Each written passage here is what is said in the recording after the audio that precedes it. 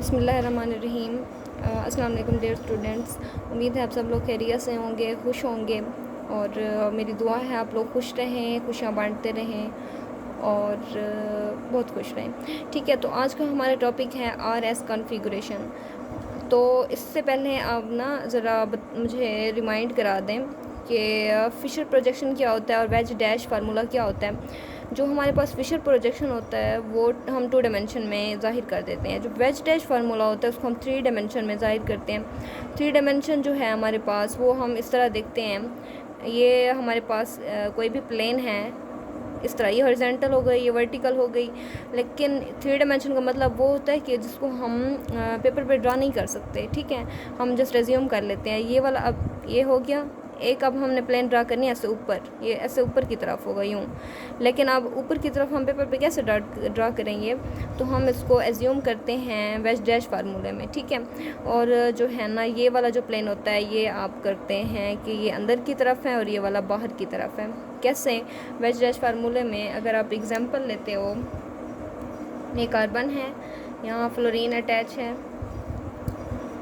यहाँ हमारे पास आयोडीन है, ये हमारे पास हो गया ब्रोमीन है। ठीक है, और ये हमारे पास है क्लोरीन। ठीक है, अब आप लोग, ये हमारे पास फर्स्ट ऑफ ऑल तो काइरल कार्बन है। कैसे काइरल कार्बन है ये मैंने आपको बताया था। काइरल कार्बन क्या होता है पिछले लेक्चर में बताया था। काइरल कार्बन वो होता है कि जिसमें 4 डिफरेंट ग्रुप्स अटैच हों कार्बन के साथ, वो हमारे पास क्या होता है काइरल कार्बन। तो ये 4 डिफरेंट ग्रुप्स अटैच हैं, तो ये हमारे पास क्या होगा काइरल कार्बन होगा। अब हमने देखना था वेज डैश फार्मूला क्या होता है। ये जो चीज़ होती है जो इस तरह शो कराई गई है डैश डैश के ज़रिए, इसको हम डैश बोलते हैं। और ये जो हमारे पास सॉलिड लाइन है इस तरह की, इसको हम बोलते हैं वेज। तो ये हमारे पास होता है वेज डैश फार्मूला, इसको बोलते हैं। ठीक है, ये इस तरह का होता है वेज डैश। अब इसका मतलब क्या है, ये डॉटेड ये लाइन किसको शो कर रही है, डैश वेज किसको शो कर रही है। तो हमारे पास जो है, जो ये हमारे पास डैश वाली होती है, ये हमारे पास होती है प्लेन के अंदर। जैसे मैंने अभी आपको 3 डायमेंशन का बताया, वेज डैश फार्मूला 3 डायमेंशन होता है, इसका मैंने आपको बताया है। ये हमारे पास अंदर की तरफ होती है ये वाली लाइन, और ये वाली जो होती है हमारे पास बाहर की तरफ होती है। अब आप देखिए जो क्लोरीन है ये हमारे पास डैश के साथ इन्होंने शो कराया हुआ है, तो ये हमारे पास क्या होगा, प्लेन के अंदर होगा, इस तरह अंदर होगा। ठीक है, और जो हमारे पास ये वेज होता है ये प्लेन के बाहर होता है। और ये जो हमारे पास ये लाइन लगी हुई है नॉर्मल वाली, ये हमारे पास क्या होती हैं, बिल्कुल प्लेन के अंदर होती हैं। ठीक है, just like this 3 dimension formula. ठीक है, तो आपको समझ आ गया है वेज डैश क्या होता है। अब हम क्या करते हैं, इसको फ़िशर प्रोजेक्शन में कन्वर्ट करते हैं, फ़िशर प्रोजेक्शन फार्मूला में। फ़िशर प्रोजेक्शन हम इसका किस तरह बना सकते हैं, अगर ड्रा करके हम देख लें तो ये हमारे पास हम ये जो हमें है ना हमारे पास वेज डैश है, इसको हम इस तरह शो करते हैं। ये क्लोरीन है, ये बाहर की तरफ दिखाई देगा, ये ब्रोमीन है, ये अंदर की तरफ दिखाई देगा, और ये फ्लोरीन और दूसरा क्या आयोडीन इस तरह आ जाएंगे। ये हमारे पास होता है फ़िशर प्रोजेक्शन। ठीक है, अब ये हमारे पास क्या है, 2 डायमेंशनल फार्मूला है। ये 2 डायमेंशन में हम इसको शो करते हैं। जैसे ये हमारे पास हॉरिजॉन्टल हो गया और ये हमारे पास वर्टिकल हो गया, और ये 3 डायमेंशन है और ये हमारे पास 2 डायमेंशन है। ठीक है, यही होता है फ़िशर प्रोजेक्शन और वेज डैश फार्मूला। अब हमने क्या करना है, इसको हमने देनी होती है नंबरिंग। ठीक है, मैंने आपको बताना था RS कॉन्फ़िगरेशन क्या होती है। तो R स्टैंड्स फॉर, R जो है ना stands for rectus meaning right. ठीक है, जो S होता है वो स्टैंड होता है फॉर सिनिस्टर मतलब लेफ़्ट। ठीक है, अब जब हमारे पास हम इनकी नंबरिंग करते हैं, इनकी काउंटिंग करते हैं, ठीक है, इनको मूव कराते हैं, तो अगर हमारे पास ये आता है क्लॉकवाइज तो वो होता है राइट। ठीक है, R कॉन्फ़िगरेशन होती है। अगर ये क्लॉकवाइज बन गया तो होगी R कॉन्फ़िगरेशन, और अगर ये हमारे पास काउंटर क्लॉकवाइज बन गया यानी एंटी क्लॉकवाइज। काउंटर क्लॉकवाइज क्या होता है, एंटी क्लॉकवाइज। ठीक है, ये सेम चीज़ है। तो ये हमारे पास क्या होगा, S कॉन्फ़िगरेशन। ठीक है, तो अब हमारे पास जो है, हमें कैसे पता चलेगा, कोई भी फार्मूला में दे दिया जाए, पूछा जाए either it show R configuration और S कॉन्फ़िगरेशन, तो हमें किस तरह पता चलेगा। तो हम क्या करते हैं, नंबरिंग स्टार्ट करते हैं। वो हमें बताया था नंबरिंग का एक रूल है जिसको बोलते हैं CIP रूल। क्या बोलते हैं? CIP rule. CIP रूल क्या होता है? CIP stands for Cahn Ingold Prelog. Cahn Ingold Prelog. असल में ये हमारे पास 3 साइंटिस्ट थे, इन्होंने इकट्ठे वर्क किया, तो इस फार्मूले का उन्होंने एक रूल बताया हमें ये नंबरिंग करने के लिए, RS कन्फिगरेशन को शो कराने के लिए कि हम किस तरह कराते हैं। उन्होंने जो हमें रूल्स बताए थे उनको कलेक्टिवली हम कहते हैं कान इन गोल्ड प्रीलॉग रूल। ठीक है, CIP रूल। ये असल में 3 साइंटिस्ट थे, कान इन गोल्ड और प्रीलॉग। ठीक है, तो अब उन्होंने क्या बताया था हमें, एक तो बात उन्होंने की थी हमें कि जो है ना, हम नंबरिंग स्टार्ट करेंगे, प्रायोरिटी हम उसको देंगे। जब हम नंबरिंग स्टार्ट करते हैं यहाँ से, तो हम प्रायोरिटी उस ग्रुप को देंगे, उस एलिमेंट को देंगे जिसका एटॉमिक नंबर हाईएस्ट होगा। एटॉमिक नंबर क्या होगा? हाईएस्ट होगा। ठीक है, और क्या बात बताई थी इन्होंने, और ये कि अगर हमारे पास एटॉमिक नंबर की जगह कोई एक जगह 2 जगह पर हमारे पास एटॉमिक मास लिखा होता है, तो हम जो है ना एटॉमिक मास की बुनियाद पर भी ऐसे ही करेंगे, जिसका एटॉमिक मास ज़्यादा होगा हम प्रायोरिटी उसे देंगे। जैसे हमारे पास प्रोटियम हो गया, ड्यूट्रियम हो गया, ट्रिटियम हो गया। ठीक है, वहाँ पर अब एटॉमिक मास किसका ज़्यादा होता है? एटॉमिक नंबर तो सबका सेम है, लेकिन जो एटॉमिक मास है वो ट्रिटियम का ज़्यादा है, फिर ड्यूट्रियम का है, फिर प्रोटियम का है। तो हम नंबरिंग इस बुनियाद पर देंगे। ठीक है, ट्रिटियम को प्रायोरिटी हाईएस्ट मिलेगी, फिर ड्यूट्रियम को मिलेगी, फिर हमें प्रोटियम को मिलेगी। ठीक है, क्लियर हो गया? तो ये हमारे पास उन्होंने हमें कुछ रूल बताए थे जिस पे हमने अमल करना है। ठीक है, और उन्होंने हमें कुछ यह बताया भी था कि प्रायोरिटी हमने किसको ज़्यादा देनी है। अगर हमारे पास कोई अल्कोहलिक ग्रुप अटैच है, जैसे CH2OH है, तो हम इसको प्रायोरिटी देते हैं किसी भी और ग्रुप पे, CH2 जैसे NH2 आके लग गया है, इस तरह। ठीक है, उन्होंने कुछ ये भी बातें हमें साथ साथ बता दी थी।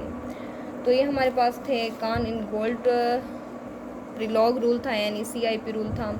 और भी ऐसी कुछ बातें, जैसे कि हमारे पास आयोडीन है, आप देखें उसका नंबर हाईएस्ट होता है, ज़्यादा होता है ना आयोडीन का atomic number, as compared to bromine, as compared to chlorine, फिर एज़ कम्पेयर टू फ्लोरीन। तो उन्होंने कहा था कि प्रायोरिटी हम किसको देंगे, इस ऑर्डर में देंगे। ठीक है, तो इस तरह की बातें जो है ना हमें कौन बताता है, वो है CIP रूल से हमें पता चलती है। Let's start with an example. तो हम इधर इसकी एग्जांपल पहले मैं आपको बता देती हूँ। आप ज़रा देखें यहाँ पर नंबरिंग स्टार्ट करें किस तरह बनेगी। ये हमारे पास आप देखिए, इसमें से हाईएस्ट एटॉमिक नंबर किसका है? वो है हमारे पास, किसका हाईएस्ट एटॉमिक नंबर है? आयोडीन का। तो हम नंबरिंग पहले इसको देंगे, उसके बाद ब्रोमीन को, उसके बाद क्लोरीन को, और उसके बाद देंगे फ्लोरीन को।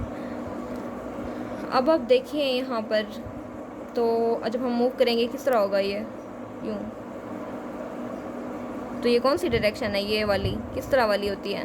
काउंटर क्लॉकवाइज है, यानी एंटी क्लॉकवाइज है। तो ये इसकी कॉन्फ़िगरेशन हमें पता चली, क्या होगी इसकी कॉन्फ़िगरेशन? इसकी कॉन्फ़िगरेशन हमारे पास होगी एंटी क्लॉकवाइज की होती है S कॉन्फ़िगरेशन। ठीक है, लेकिन इसकी कॉन्फ़िगरेशन S नहीं है। इसकी क्या वजह है? क्योंकि यहाँ पर मैं एक बात और क्लियर कर दूँ आपको, वेज डैश ने कहा था जो हमारे पास वेज वाली डैश वाली लाइन होती है, वो हमारे पास क्या लोवेस्ट प्रायोरिटी होती है, वो हमेशा डैश वाली लाइन पे आनी चाहिए। यहाँ पर आप देखें, जो डैश डॉटेड लाइन डैश वाली लाइन है, ये हमारे पास क्लोरीन के पास है, लेकिन जो हमारे पास एक्चुअल में होनी चाहिए थी वो किसके पास होनी चाहिए थी? फ्लोरीन के पास, क्योंकि फ्लोरीन का एटॉमिक नंबर सबसे कम है। ठीक है, लोवेस्ट प्रायोरिटी किसकी है? फ्लोरीन की है। तो वो उसको हमेशा हम किससे जाहिर करेंगे? ये डॉटेड लाइन से। ठीक है, डैश वाली लाइन से। तो हमारे पास ये कॉन्फ़िगरेशन S नहीं होगी, ये हमारे पास कॉन्फ़िगरेशन होगी R। आपने ऑटोमेटिकली ही इसको, जब आपने देखना है कि ये हमारे पास, इसको देखना है कि हमारे पास जब जो लोवेस्ट प्रायोरिटी है वो उसको नहीं मिली हुई डैश फार्मूले को, यानी डॉटेड लाइन से नहीं शो की हुई, तो आपने क्या कर देना है? ऑटोमेटिकली चेंज कर देना है उसको। अगर उसकी कॉन्फ़िगरेशन R है तो आपने उसको S कर देनी है, अगर S है तो R कर देनी है। ठीक है, तो इसका प्रूफ मैं चल के आपको आगे देती हूँ कि ये किस तरह उन्होंने किया हुआ है। पहले आप लोग ये समझ लें कि R एंड S कॉन्फ़िगरेशन किस तरह होती है। आपको मैं एक एग्जांपल दे देती हूँ, COOH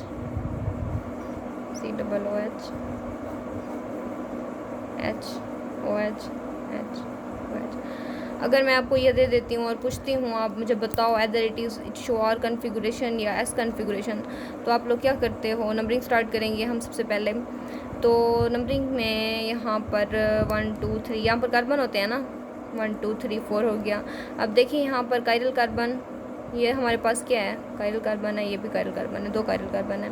मतलब ये जो है ना 4 डिफरेंट ग्रुप्स के साथ अटैच हैं और ये भी 4 डिफरेंट ग्रुप्स के साथ अटैच हैं। तो आप लोग पहले अगर हम नीचे वाले को देख लें, इस वाले कायरल कार्बन को देख लें, ठीक है, और नंबरिंग स्टार्ट करें ये 4 ग्रुप से, तो किस तरह होगी? पहले प्रायोरिटी किसको मिलेगी?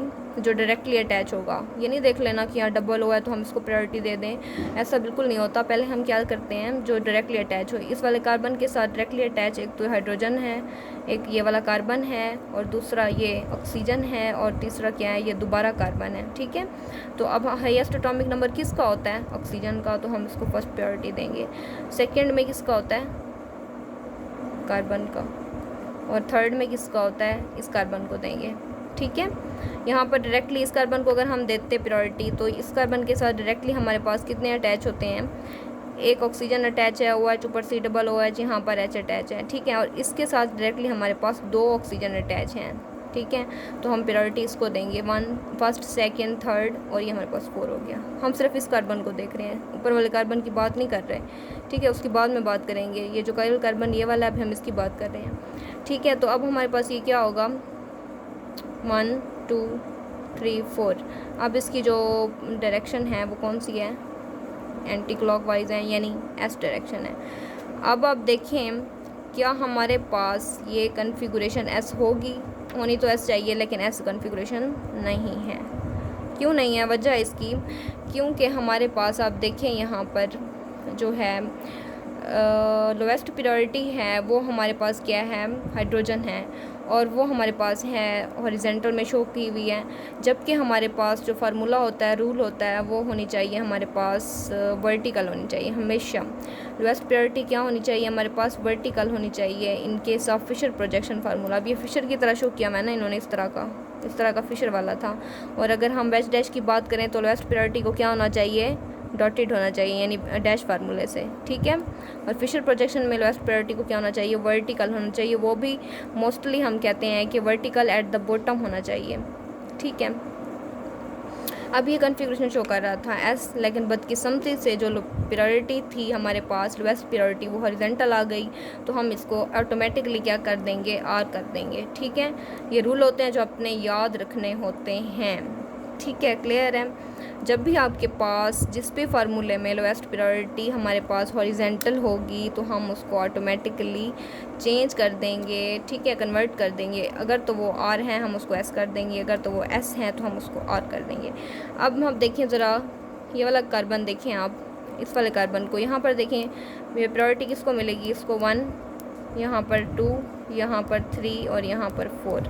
अब इसकी डायरेक्शन देखें, ये हमारे पास इस तरह है, यानी 1 2 4 3 1 2 4 को हम इसको स्किप कर देते हैं, हम इस तरह डायरेक्शन शो करते हैं। तो ये हमारे पास कौन सी है?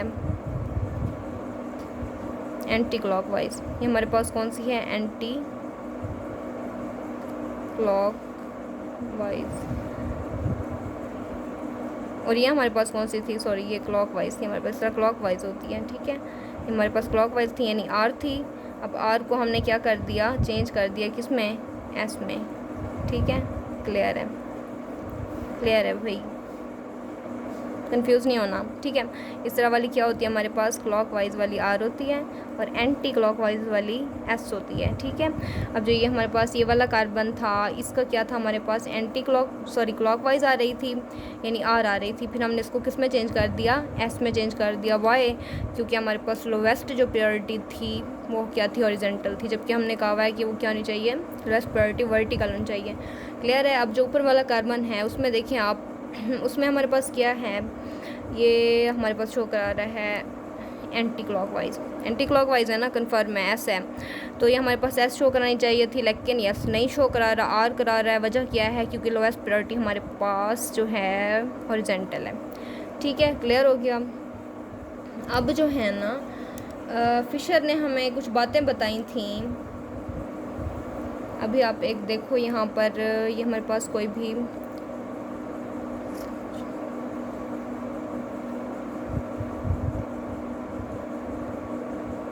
ये कोई भी कंपाउंड है, यहाँ पर ये कायरल सेंटर प्रेजेंट है यहाँ पर, ठीक है। तो अब उन्होंने कहा था यहाँ से ज़रा आप लोग नंबरिंग स्टार्ट करो, किस तरह होगी। तो आप पहले देखोगे डायरेक्टली कौन सा अटैच है, ग्रुप या ऑक्सीजन अटैच है, तो फर्स्ट प्योरिटी इसको मिलेगी। यहाँ कार्बन कार्बन है तो यहाँ पर किसको मिलेगी, पहले सेकंड प्योरिटी इसको मिलेगी और थर्ड इसको मिलेगी। वजह तो आप पूछ रहे होंगे इसकी क्या वजह है यहाँ पर। तो चलो फर्स्ट तो ऑक्सीजन को मिल गई, इसका एटॉमिक नंबर 8 था, इस यहाँ पर कार्बन और यहाँ पर कार्बन। अब हमें कैसे पता चलेगा हम प्रायोरिटी किसको दें। आप इधर देखें, इधर तो हमारे पास 2 हाइड्रोजन हैं, 7 ऑक्सीजन भी है, तो आपने इसको सेकंड प्रायोरिटी क्यों नहीं दी। तो इसकी वजह ये है कि जब हम इस फार्मूले को खोलते हैं तो ये हमारे पास क्या बनता है, CH, ये एक नीचे वाला और यहाँ पर डबल बॉन्ड O है, ठीक है। डबल बॉन्ड का क्या मतलब होता है, 2 ऑक्सीजन है, यानी थ्योरेटिकल फार्मूला में हम इस तरह कहते हैं ना, डबल बॉन्ड का मतलब 2 ऑक्सीजन है, ठीक है। यहाँ पर डबल बॉन्ड हुआ है, दो ऑक्सीजन हमारे पास हैं, तो हम प्रायोरिटी इसको देते हैं, ठीक है। क्लियर हो गया, तो थर्ड प्रायोरिटी इसको मिलेगी। अब आप देखिए ये हमारे पास क्या है, 1 2 3, ये क्या है 1 2 3 हो गया। और ये 1 2 3 कौन सी डायरेक्शन है, क्लॉकवाइज, ये क्लॉकवाइज है। और ये हमारे पास कन्फिगुरेशन कौन सी होगी, R कन्फिगुरेशन। क्लियर है। अब ये R कन्फिगुरेशन होगी और आपकी खुशकिस्मती है कि यहाँ पर हाइड्रोजन जो लोवेस्ट प्रायोरिटी है वो ऑलरेडी वर्टिकल है और बॉटम पे है, ठीक है। तो ये हमारे पास क्लियर हो गया। अगर हमारे पास कोई ऐसा फार्मूला आ जाता है जिसमें हमारे पास जो है लोवेस्ट प्रायोरिटी वो लेफ़्ट साइड पे हो जाती है, फॉर एग्ज़ाम्पल इसको पहला कर दो, ठीक है, ये क्लियर है, बॉटम पे है, ठीक है। अब हम देखते हैं अगर सेकेंड केस है हमारे पास, ये फर्स्ट केस है, अगर हमारे पास एक सेकंड केस है जिसमें हमारे पास उन्होंने दिखाया हुआ है CHOOH CH2OH, अगर उन्होंने हमारे पास दिखाया हुआ है हाइड्रोजन, ये लोवेस्ट प्रायोरिटी है ना, आप लोग पहले नंबरिंग स्टार्ट कर दो, देख लो ये हमारे पास है, नंबरिंग कहाँ स्टार्ट होगी, ये ऑक्सीजन डायरेक्टली अटैच है, ये 1, ये 2, अभी बताया मैंने आपको, 1 2 और ये 3 और ये 4। अब आप यहाँ पर ज़रा गौर करें, यहाँ पर जो है प्रायोरिटी हमारे पास लोवेस्ट प्रायोरिटी क्या है, हॉरिजॉन्टल है। तो हमने क्या कहा था, वर्टिकल होनी चाहिए, बॉटम पे होनी चाहिए। तो अब आप कॉन्फ़िगरेशन ज़रा देखो क्या बनती है इसकी, 1 2 इस तरह एंटी क्लॉकवाइज बन रही है, और एक तो एंटी क्लॉकवाइज बन रही है और दूसरा जो है लोवेस्ट प्रायोरिटी हमारे पास 4 पे आ रही है। एंटी क्लॉकवाइज मतलब S कन्फिगुरेशन, लेकिन अब इसकी S नहीं होगी बच्चे, S कन्फिगुरेशन नहीं होगी, इसकी होगी R, ठीक है। तो इसकी R कन्फिगुरेशन कैसे होगी भला, हम इसको करते हैं रोटेट, क्या करते हैं, रोटेशन। कौन सी रोटेशन, एंटी क्लॉकवाइज था तो एंटी क्लॉकवाइज रोटेशन करेंगे। एंटी क्लॉकवाइज रोटेशन में क्या होता है कि जो हमारे पास ये लोवेस्ट प्रायोरिटी है उसको हम मूव कराते हैं यहाँ, इसको मूव कराएंगे यहाँ पर, इसको यहाँ पर, ठीक है। ये वाला मूव कराएंगे यहाँ पर और ये वाला मूव कराएंगे यहाँ पर, उसको एज इट रहने देंगे, उसका कोई रोल नहीं है, ये चेंज हो रहे हैं नीचे वाले, ठीक है। रोटेशन अब एंटी क्लॉकवाइज करें ज़रा, H आ गया यहाँ पर, CH यहाँ पर आ गया, CH2OH वहाँ चला गया, और जो है हमारे पास CHO एज इट इज़ रहेगा, हम इनको चेंज कर रहे हैं, ठीक है। CH यहाँ पर आ गया, CH2OH यहाँ पर चला गया और OH चला जाएगा यहाँ पर, ठीक है। क्लियर हो गया। ये सब हमने ये सारा ड्रामा किस लिए किया है, हाइड्रोजन को लोवेस्ट प्रायोरिटी जो है वो वर्टिकल करने के लिए, वर्टिकल बॉटम पे, ठीक है, इसलिए हमने ये इसको डायरेक्शन को रोटेट कराया है। आप लोगों को उम्मीद है समझ आ गई होगी। तो हमारे पास अब आप ज़रा प्रायोरिटी को देखें, ये हमारे पास क्या थी, फर्स्ट प्रायोरिटी ये थी, फर्स्ट प्रायोरिटी थी। सेकंड कौन से वाली थी हमारे पास, 1 ये थी, सेकंड ये वाली थी 1 2, और ये हमारे पास थर्ड थी और ये हमारे पास फोर्थ थी, ठीक है। अब आप ज़रा डायरेक्शन पे गौर करें, नज़र करम करें, तो ये हमारे पास बन रही है क्लॉकवाइज, तो ये क्लॉकवाइज बन रही है। अब आप कह सकते हैं आराम से कि ये R कन्फिगरेशन शो करता है, ठीक है। अभी मैंने आपको बताया था ना कि अगर लोवेस्ट प्रायोरिटी आ जाए हमारे पास, लेफ़्ट राइट जहाँ पर भी आ जाए, लेकिन अब मतलब वो लोवेस्ट प्रायोरिटी वर्टिकल ना हो, वर्टिकल एट बॉटम पे ना हो, तो हम क्या करते हैं, यार एक तो चींटियाँ भी बहुत है हमारे घर में, अच्छा, वैसे मौसम ही ऐसा है, हर जगह होंगी। और ठीक है मजाक कर रही थी, वैसे सीरियस बात है, मजाक तो नहीं है पढ़े चुटे बहुत हैं। और जो है ना, हम क्या कह रहे थे कि जो लोएस्ट प्रायोरिटी है वो हमारे पास क्या होनी चाहिए, वर्टिकल होनी चाहिए। अब यहाँ पर हॉरिजेंटल है, मैंने आपको बता दिया कि अगर वो हमारे पास लोएस्ट प्रायोरिटी हॉरिजेंटल होगी, यानी लेफ़्ट पे हो, राइट पे हो, ऊपर हो, जहाँ भी होगी, तो हम क्या कर देंगे, उसको चेंज कर देंगे। उसकी कॉन्फ़िगरेशन अगर हमारे पास एस आ रही है तो हम आर कर देंगे, आर आ रही है तो एस कर देंगे, ठीक है। अभी मैंने आपको प्रूफ भी कर दिया कि ये किस तरह होता है। अभी हमारे पास ये हमने अब देखा था, यहाँ पर कॉन्फ़िगरेशन क्या थी, यहाँ पर एंटी क्लॉकवाइज थी। जब हमने इसकी रोटेशन कराई, हमने प्रूफ किया इसको, रोटेशन हो गई एंटी क्लॉकवाइज तो वो क्लॉकवाइज बन गया, उसकी कॉन्फ़िगरेशन क्या बन गई, आर, ठीक है। अब हमारे पास है, ज़रा देखते हैं थर्ड केस की तरफ। वो क्या कहता है थर्ड केस में, अगर हमारे पास ये तो थी हमारे पास लेफ़्ट साइड पे, अगर हमारे पास प्रायोरिटी आ जाती है, लोएस्ट प्रायोरिटी आ जाती है राइट पे इस तरह, तो हम क्या करते हैं बच्चों, तो हम करते हैं इसको रोटेशन कराते हैं। पहले यहाँ पर हम प्योरिटी ही देख लेते हैं, फिर हमें पता चलेगा। ये कायरल कार्बन है, यहाँ पर प्योरिटी कैसे मिलेगी। सबसे पहले तो ब्रोमीन जो है ना, हाईएस्ट एटॉमिक नंबर है उसका इन सारों में से, तो 1 इसको मिलेगी। सेकंड जो है हमारे पास किसको मिलेगी, यहाँ पर कार्बन है, यहाँ ऑक्सीजन है, तो इसको मिलेगी 2, ये 3, ये 4, ठीक है। अब ये हमारे पास क्या होगी कॉन्फ़िगरेशन, 1 2 3 क्लॉकवाइज है, तो हम यहाँ पर रोटेशन को क्या कर देंगे, क्लॉकवाइज। किस तरह, आराम से लेके चुपके चुपके एच को यहाँ डाल दो, ओ एच को यहाँ डाल दो, और C2H5 को यहाँ डाल दो, ठीक है। अभी देखो हमने क्या करना है, सी है, ये बी आर ऊपर वाले को नहीं छेड़ना, ये एच को हम यहाँ ले आए, ओ एच को यहाँ ले आए, ये वाला यहाँ जंप कर गया C2H5।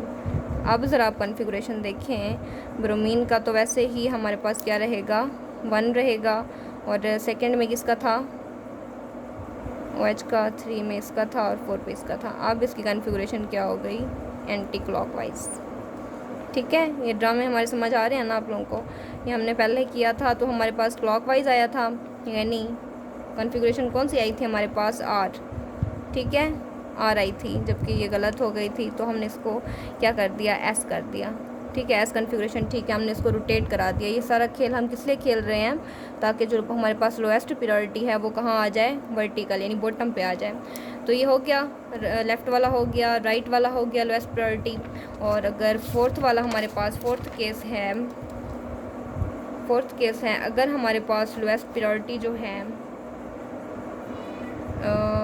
वर्टिकल तो है, अगर ऊपर चली गई फिर हम क्या करेंगे, यानी इस तरह एच है, ये HOCH3COOH, अगर ये इस तरह हमारे पास ऊपर आ गई फिर हम क्या करेंगे, यहाँ पर पहले देखें ज़रा, प्रायोरिटी किसको देंगे, 1, ये हमारे पास सेकंड, ये थर्ड, ये फोर्थ, इस तरह होगा ना।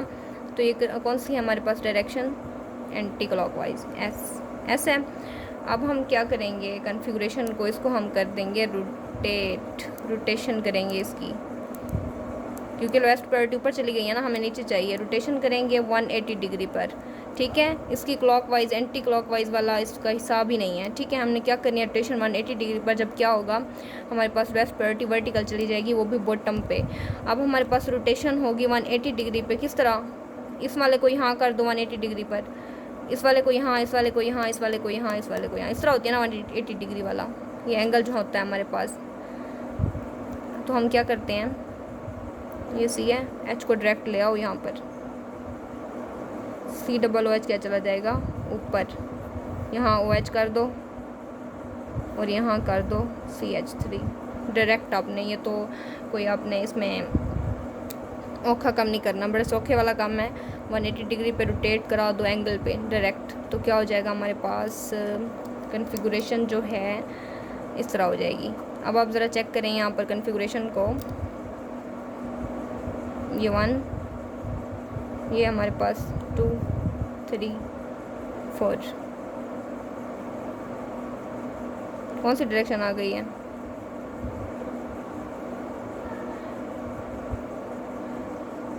Anti clockwise,